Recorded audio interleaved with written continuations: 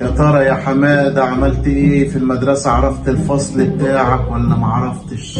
ما تخافش يا بابا، ما تخافش، مش هشربها. ده حمادة شبه القرد. حمادة زي القرد وانت مش هتشربها؟ ما انت ماسكها ليه؟ كده. ربنا يستر.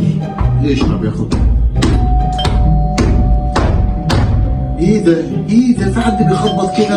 افتح لحماد اخوك يا عم، سيب يا عم العصير وافتح لحماد. ربنا يستر يكون عرف طريق الفصل بتاعه، ما يكونش جاي لي بكارثه. طب تتعارك مع الباب؟ مالك يا حماده، في ايه؟ ايه الكارثه اللي عملتها جديده يا حماده؟ طلع يا حماده، خلاص في ايه؟ هو الكوبايه دي انا مش هتهنى عليها؟ اشرب يا ريان. عملت ايه في المدرسه يا حماده؟ يا ابني اطلع بره الترابيزه يا ابني، لا تقع على دماغك يا حبيبي. في ايه يا ابني؟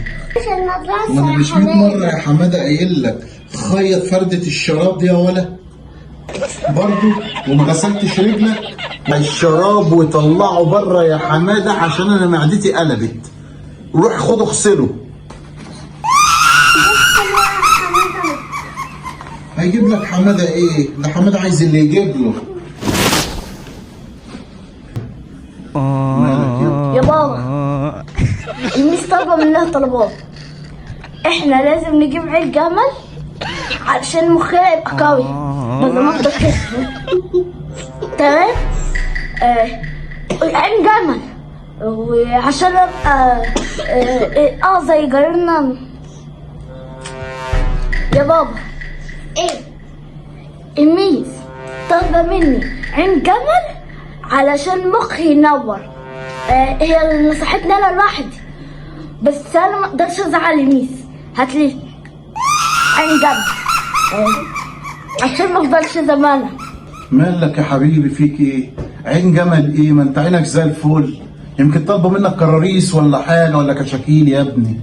لا، قالت لي عين جمل شبه المخ عشان مخي ينور شويه.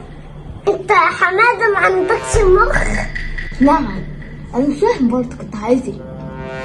هي قالت لك كده؟ ركز معايا. انت لو مش اكلت عين جمل، ده انت لو اكلت صينيه جمل برضه هتفضل تقول انا برضه مش فاهم حاجه. انا برضك مش فاهم بابا عايز ايه.